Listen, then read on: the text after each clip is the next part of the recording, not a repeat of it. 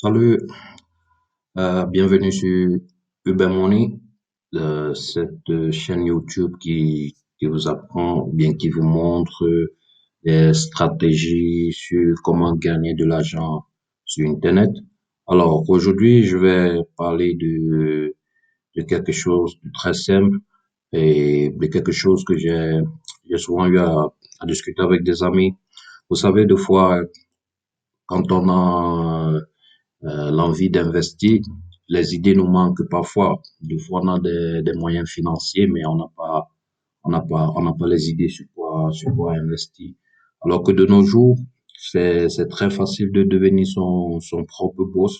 C'est très facile de se créer une petite activité qui peut vous rapporter un peu de sous en parallèle avec votre boulot, même si vous avez un travail, vous pouvez également faire un truc parallèle pour gagner un peu de sous. Donc aujourd'hui, on va parler de 18 idées sur, je fais un petit récapitulatif de 18 idées de petites entreprises à lancer en 2021. Comme vous pouvez voir là, c'est sur Word, donc je l'ai fait en document. Je vais juste vous donner les grandes, en quelque sorte, donner ses idées et essayer d'expliquer. Donc, il n'y a rien d'étrange dans ça, c'est tout ce qui se passe autour de vous, ce sont des choses qui se passent au quotidien et voilà. Donc, si vous pensez créer un business ou bien si vous pensez créer une petite entreprise en 2021, je vous recommande de regarder cette vidéo jusqu'à la fin. Donc, la première idée que j'ai mise ici est celle d'un consultant. Donc, être consultant, ça dépend de de vos compétences, de votre domaine d'activité. Ça, vous pouvez être un consultant dans le domaine des affaires, dans les médias sociaux, en marketing, en ressources humaines, en leadership, en communication. Et vous pouvez également développer une entreprise ou bien votre entreprise en tant que consultant, c'est-à-dire dans un domaine que vous maîtrisez très bien, un domaine où vous avez de l'expérience et être consultant, ça veut dire que vous êtes prêt à résoudre certains problèmes. Donc, certains problèmes liés à votre domaine d'activité. Donc, c'était ça la première idée. La deuxième idée est celle du revendeur en ligne. Donc, quand vous êtes revendeur en ligne, vous pouvez, par exemple, acheter des articles sur Alibaba pour les revendre en ligne, pour les revendre dans les sites comme Amazon, comme eBay, comme il y a pas d'autres, il y en a tellement, il y a tellement de sites de revente en ligne. Ouais, surtout sur Alibaba, vous pouvez acheter des choses à moins d'un euro. Moi, je l'ai fait une fois, j'ai pris des montres à Alibaba, j'ai pris une centaine de montres et avec, donc je peux dire une centaine de montres qui m'ont coûté moins d'un euro et j'ai revendu ces montres à 15 euros. Donc, les dépenses que j'avais effectuées pour tout, y compris la logistique également, j'avais juste, c'était bon, les dépenses, ça m'a coûté à peine 120 euros. Et en revendant une montre à 15 euros, je me trouvais en train de me faire entre 1200, 1500 euros. Vous pouvez imaginer la marge et en quelque sorte le bénéfice. Donc, en tant que revendeur, ça, c'est aussi une très bonne idée de business. Et vous pouvez également acheter des vêtements, vous pouvez designer ça à votre, vous pouvez même créer une marque de vêtements. Et je vous recommande le site Alibaba parce que les choses sont moins chères et pour un début, ça, c'est convenable. Alors, on va passer au troisième point qui est l'enseignement en ligne.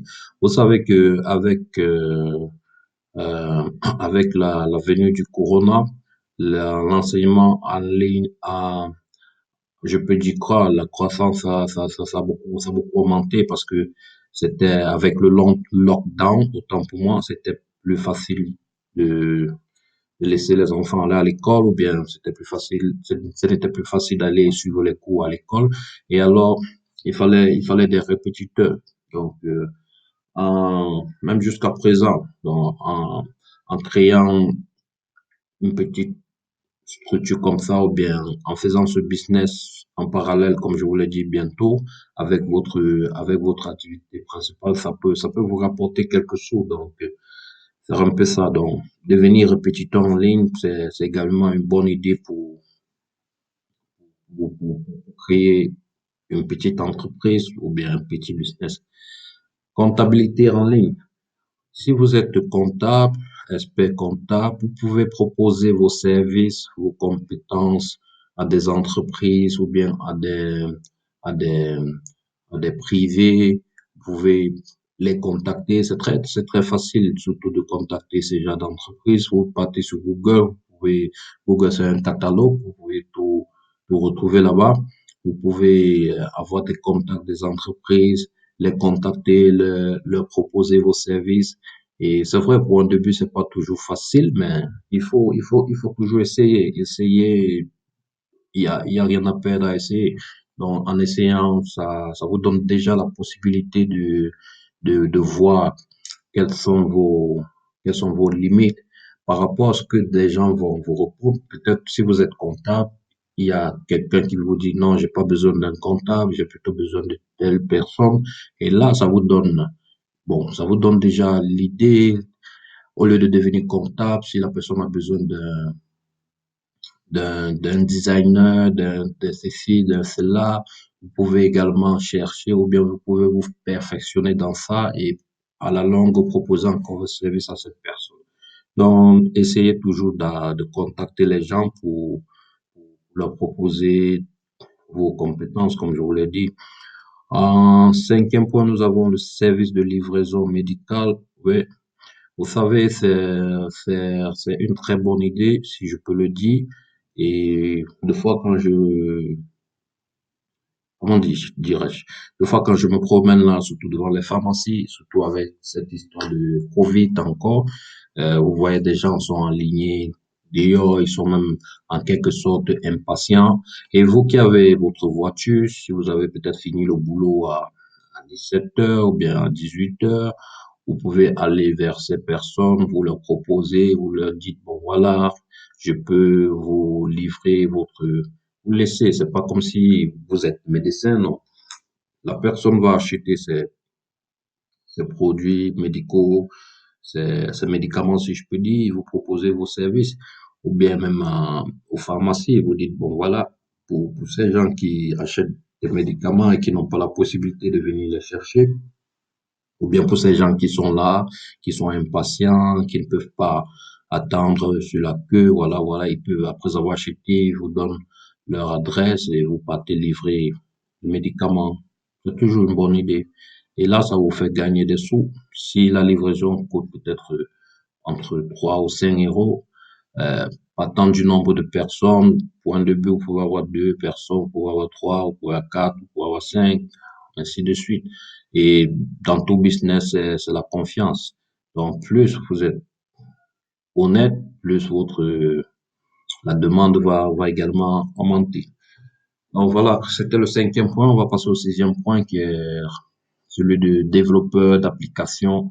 Donc, c'est un truc c'est un truc vraiment qui est la demande de développeurs, que ce soit d'applications ou bien de sites internet. La demande est tellement grande de nos jours parce que, euh, je prends toujours cet exemple, vous savez, le corona a changé, la situation mondiale a changé l'économie, la façon de voir les choses, la façon de faire de business, la façon d'investir. Donc, de nos jours, tu peux dire que tout se passe presque en ligne.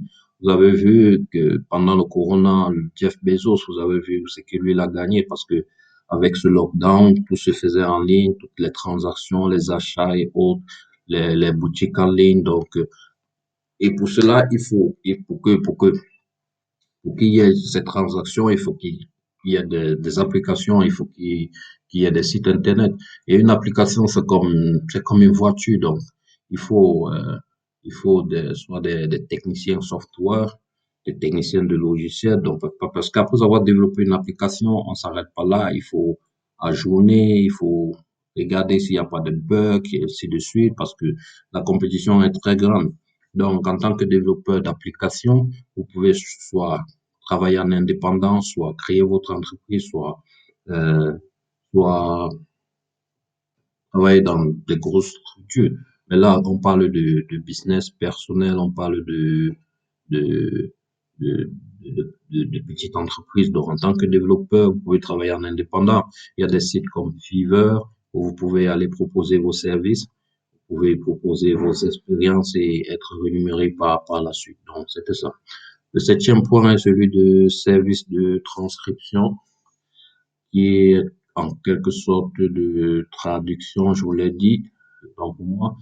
Donc, en tant que traducteur, vous pouvez également avoir votre petite entreprise. Si vous êtes, si vous parlez plusieurs langues, peut-être vous parlez français, anglais, bon, des langues que vous maîtrisez, que ce soit l'espagnol, l'italien, et si vous êtes un traducteur, je veux dire, reconnu ou bien professionnel, vous pouvez proposer ces services également. Il y a des sites de travailleurs indépendants comme Fiverr, je vous l'ai dit. Il y en a d'autres, bien sûr. Je ferai une autre vidéo à propos de ça. Donc, en tant que traducteur, c'est toujours une bonne chose pour gagner quelques sous, ou bien pour créer sa petite entreprise avec. Et surtout, rassurez-vous que vous maîtrisez la langue, les langues, donc, les langues qui vous seront nécessaires pour effectuer ce travail. Alors, le huitième point est celui de organisateur professionnel. Donc, organisateur, ici, là, je fais allusion, vous savez, il y a toujours des petites choses à faire. Et pour cela, beaucoup de gens n'ont pas de temps. Vous savez, le temps, c'est de l'argent. Et pour certaines entreprises, et, des fois, ils se retrouvent là avec du bazar, avec du désordre. Et, et ils ne peuvent pas peut-être embaucher quelqu'un pour ranger juste ces choses et payer cette personne en fin du mois. Donc, en tant qu'organisateur professionnel, vous pouvez proposer ces services à ces personnes. Vous pouvez travailler en part-time, juste en quelques heures, vous rangez tout. Si peut-être c'est un mécanicien, ou bien si c'est dans un magasin d'habits, ou bien si c'est dans une boutique physique, ou bien si c'est dans un, dans une maison, pourquoi pas dans une maison? Peut-être quelqu'un vit chez lui, mais il n'a pas assez de temps pour ranger les choses. Vous pouvez, en tant qu'organisateur professionnel, euh, proposer ce service à cette personne et ranger ainsi de suite. Donc, c'est de ça que je parle. Le neuvième point est celui du service de nettoyage. Vous-même le savez il y a beaucoup d'entreprises, de petites entreprises qui offrent ce service de nettoyage à des, à des, je veux dire, à des secteurs publics ou bien à des secteurs privés. Et c'est une très bonne chose parce que pour ce genre d'entreprise, vous n'avez pas besoin d'un capital énorme pour le faire. Donc, avec un peu de moyens, et si vous êtes véhiculé, ça c'est encore une bonne chose. Là, vous pouvez vous déplacer au fur et à mesure. Et pour faire reconnaître votre entreprise, il y a Facebook, il y a Instagram, il y a ces réseaux sociaux. Donc, après avoir créé votre entreprise, vous pouvez facilement avoir des contacts autour de vous. Si vous vivez dans une petite ville également, s'il y a peut-être des magasins, des services publics et autres, vous appelez, vous proposez vos services et s'ils tombent d'accord avec vous, et voilà, vous faites des sous. Le nettoyage, ça ne prend pas 24 heures pour nettoyer peut-être certains endroits. Ce sont des choses de 2 à 3 heures de temps et c'est pas tous les jours quand même. Bon, ça dépend de l'accord entre vous. Voilà. Donc, en créant une entreprise de nettoyage, vous avez cette chance de vous faire quelques sous et vous avez également la possibilité d'agrandir votre entreprise. Et voilà, selon la demande aussi. Si vous commencez étant seul, avec le temps, vous êtes beaucoup sollicité. Là, vous aussi commencer à embaucher d'autres personnes pour rendre ces services. Le dixième point, celui de rédacteur indépendant. Bon, rédacteur, c'est un peu comme un journaliste. Donc, si vous avez des compétences en journalisme, si vous avez du talent, vous pouvez proposer vos services à, à, à des, à des, à des entreprises de médias, à à des blogueurs. Donc, en tant que rédacteur indépendant, c'est un peu de ça qu'il s'agit.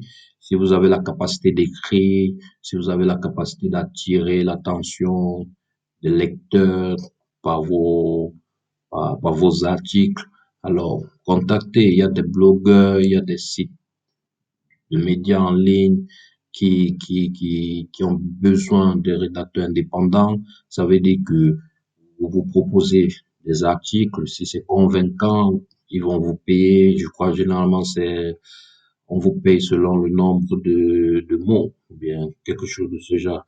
Donc voilà, encore, c'est une idée très, très parfaite. Même en tant qu'étudiant, vous pouvez être rédacteur indépendant.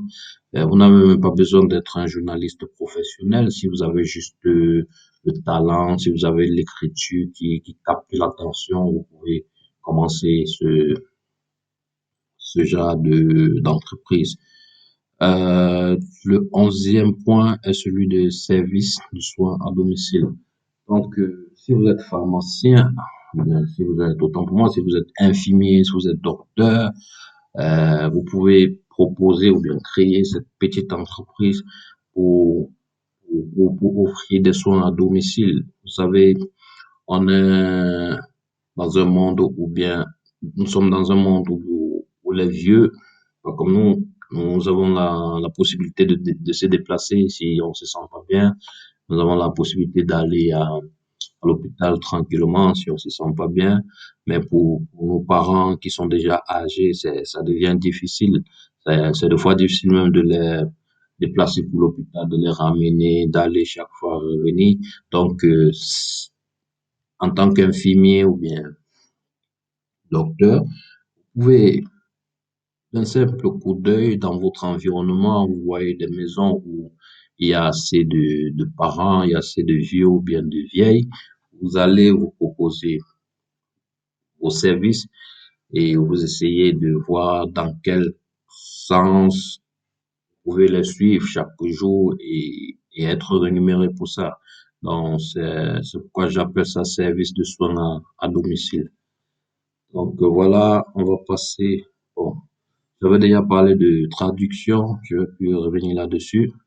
Et le treizième point est celui du marketing numérique, encore appelé le digital marketing. C'est aussi un truc, je veux dire, c'est un business très, très, très en vue maintenant et très, très développé, surtout niveau anglo-saxon. C'est le nom, en fait, même, c'est digital marketing. Donc, en fait, le digital marketing, c'est quoi? Euh, c'est comme une forme de publicité sur Internet.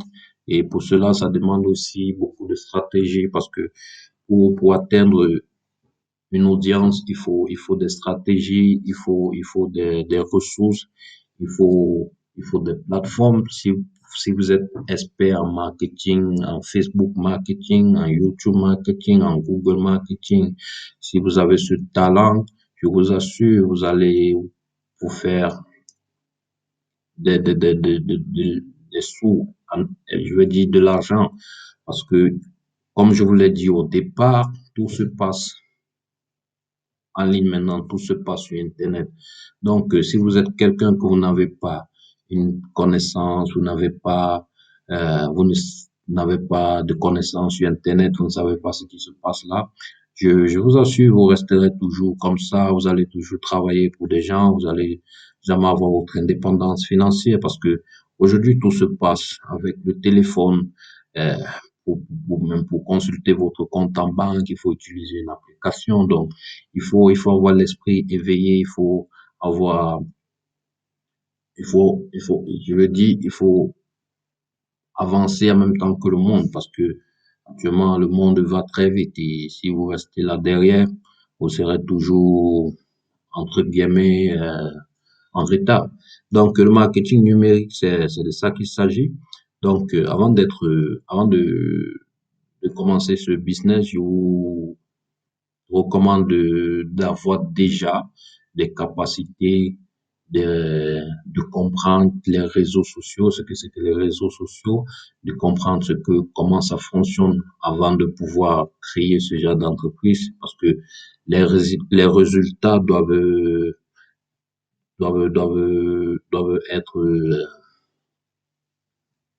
être relatifs à votre expérience. Donc, si vous engagez à prendre ou bien à, à gérer le marketing d'une entreprise et que eux, ils ne voient pas des résultats, en fin de compte, vous serez mal vu. Donc, c'est un truc, c'est facile à entendre, mais c'est c'est très, très tactique, ça demande beaucoup de précision, d'intelligence même en fait, et voilà. Donc, le 13e point, c'était le marketing numérique ou bien le digital marketing. Et voilà. On va passer au 14e point qui est le food truck. Le food truck, bon, moi, j'aime tout ce qui concerne la bouffe. Ça m'intéresse vraiment. En fait, le food truck, si vous avez déjà vu, il y a, ça se passe souvent dans les pays asiatiques. C'est plus récurrent là-bas. Donc, vous allez voir des gens qui font des restaurants mobiles c'est des camions avec des restaurants, ils font des trucs là vite fait, un peu comme des omelettes, des pizzas. Bon, ça dépend. Donc c'est ça qu'on appelle food truck. Donc pour cela, si vous avez des connaissances culinaires, si vous êtes un cordon, si vous êtes un chef, si vous avez eu à faire une formation comment on dit ça, en, dans une formation culinaire, si ça se dit, au lieu de vous concentrer seulement sur votre boulot, vous pouvez créer une entreprise de ce genre. Donc, euh, il vous suffit juste d'acheter un camion et avoir peut-être une autorisation et voilà, vous installez ça en route, là, dans un endroit un peu stratégique, dans un endroit où vous savez que bon, il y a du monde qui passe là et tout ça, tout ça. Et voilà, votre business est en vue. Donc, ce sont des choses qui ne coûtent pas cher pour un début. C'est pas, on vous demande pas de créer une gigantesque entreprise. On vous demande pas de devenir comme le propriétaire, comme Jeff Bezos, comme ces grosses têtes de business. Donc, commencez petit à petit, et voilà. On sait jamais, ça peut faire un boom avec le temps. Dans le 15e point, chauffeur de covoiturage. Covoiturage, si vous avez déjà entendu parler de Uber, si vous avez déjà entendu parler en fait, Uber, c'est-à-dire cette entreprise qui cherche des chauffeurs selon la destination du client. Et c'est parti d'une simple idée. Et une idée de business, ça vient d'un problème. Donc, quand vous voyez, vous constatez un problème, vous vous demandez comment est-ce qu'on peut résoudre. Donc, avec Uber, je peux rester là chez moi, je m'en vais sur l'application, je mets ma destination, mon point de départ, à partir de mon point de départ et mon point d'arrivée. Et voilà, Uber va me trouver un taxi. Donc, toujours dans les environs. Donc, il me connecte, c'est lui l'intermédiaire entre moi et le taxi. Donc, si vous avez votre propre voiture, vous n'avez même pas besoin de Uber, vous pouvez fonctionner à votre propre compte et voilà, c'est une très belle idée. C'est, ou bien si vous avez votre voiture, vous pouvez vous inscrire sur Uber en tant que chauffeur et voilà, si votre admission, bien si votre inscription est acceptée, vous pouvez commencer à, à, à travailler. Ou bien vous pouvez, il y a les réseaux sociaux, moi j'insiste toujours là-dessus, parce que Uber lui aussi prend son pourcentage. Et actuellement, le marché est très, très, très saturé. Donc, je vous recommande toujours de travailler à votre propre compte. C'est-à-dire, si vous avez un taxi, si vous avez votre propre voiture, vous proposez vos services à votre entourage. Vous n'avez pas besoin d'aller plus loin, chercher des clients. Déjà, votre entourage. Ce qui est sûr, il y a toujours des gens qui veulent se déplacer. C'est pas tout le monde qui possède une voiture. Vous pouvez vous entendre peut-être avec votre voisin qui prend peut-être du bus ou bien du train pour aller à son lieu de service. Vous pouvez vous entendre avec votre voisin. Bon, voilà, je constate que toi, euh, si c'est pas peut-être le matin au moment de partir, vous pouvez dire, bon, voilà, à votre retour, je peux souvent vous déposer. C'est comme ça, et voilà, vous faites un peu de soi avec. Graphiste, bon, là, c'est toujours une bonne idée et, et en tant que graphiste, vous pouvez travailler en freelance, comme je dis, freelance ou bien travailler indépendant. Et le site que je recommande toujours, c'est Fiverr. Et il y a un autre site que j'oublie le nom. Je vous le promets, je ferai une vidéo là-dessus, une vidéo pour les freelanceurs, pour ces graphistes, pour ces web designers, pour ces développeurs de sites internet. Je ferai une vidéo pour vous montrer les plateformes où vous pouvez facilement proposer vos services et gagner des sous. Donc, en tant que graphiste, c'est un peu de ça qu'il s'agit. C'est un peu comme du design. Bon, je maîtrise pas trop euh, les fonctions d'un graphiste, mais en général, être un graphiste, c'est un peu, c'est un peu comme un designer. Donc, ceux-là qui donnent du look à soit une application, soit un site internet, soit à, à des vêtements et ainsi de suite. Donc, c'est ça. Là, le 17e point, vous pouvez créer une entreprise d'impression de t-shirts. Donc, euh, pour cela aussi, si vous avez, si vous êtes un créateur, je prends un peu une marque comme Suprême. Donc, vous voyez, c'est juste un nom suprême. Ça n'a rien de compliqué. Voilà, qui est une marque qui se démarque parmi tant d'autres, parmi des marques comme euh, Nike, Adidas, les Dolce Gabbana, bon, tous ces genres de choses.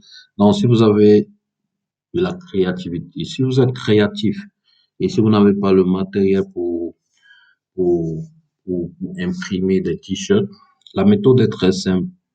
Il y a des sites où vous pouvez en ligne, vous pouvez tout faire en ligne, c'est-à-dire vous créez votre design, vous l'adaptez soit au t-shirt, soit euh, au chapeau. Ça dépend de ce que vous voulez, mais il faut d'abord déjà être créatif. Il faut que vous vous démarquez avec votre manière, ou bien votre façon de penser. Si vous avez une façon de penser, vous pouvez transmettre cette façon en un design, en un logo et qui va capter l'attention des gens, qui va attirer des gens. Donc, vous partez sur ces sites, vous allez vous inscrire, vous créez votre logo et ce site va vous aider même à vendre soit vos t-shirts ou bien vos chapeaux, peu importe, bon, de style vestimentaire. Donc, pour ça aussi, je pourrais vous donner, je ferai une vidéo pour vous montrer des plateformes où vous pouvez facilement trouver, euh,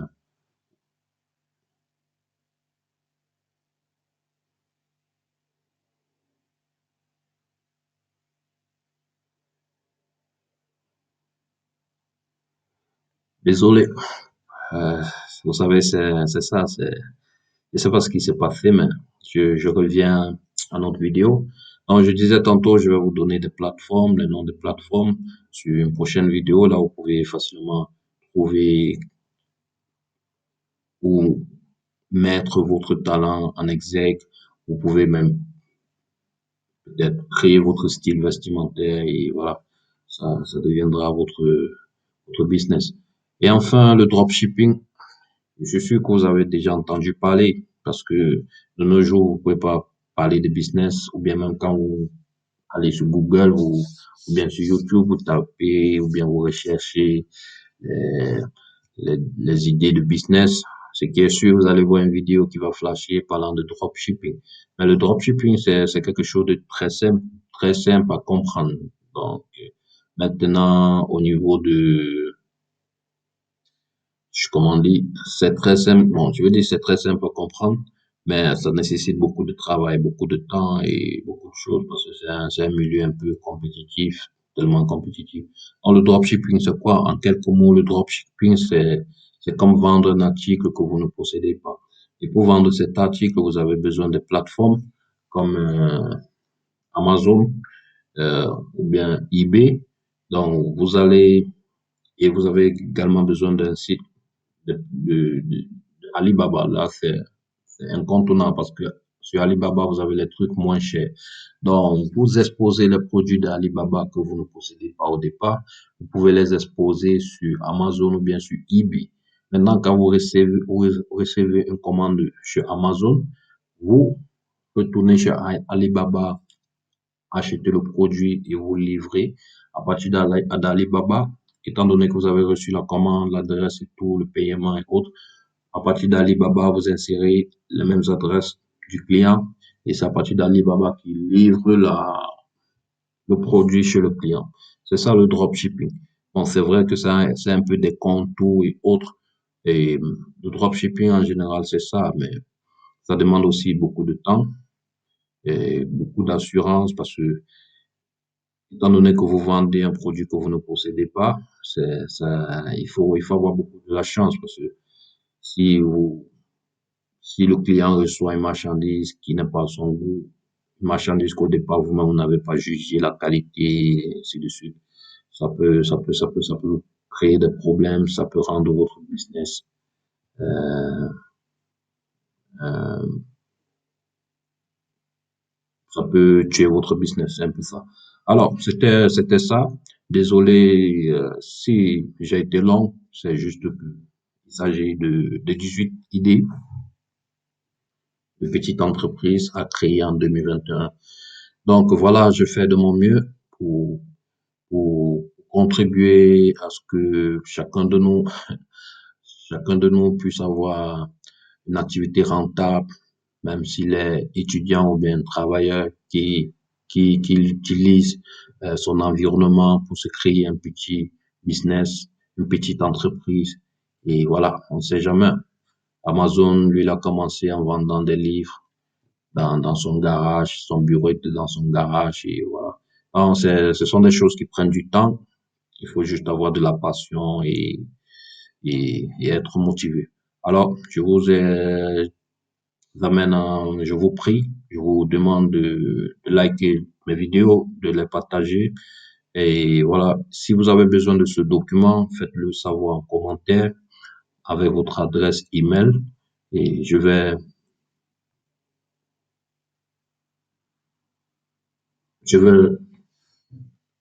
vous envoyer ça le plus tôt possible. Donc, si vous avez besoin du document, écrivez un commentaire et laissez votre adresse email.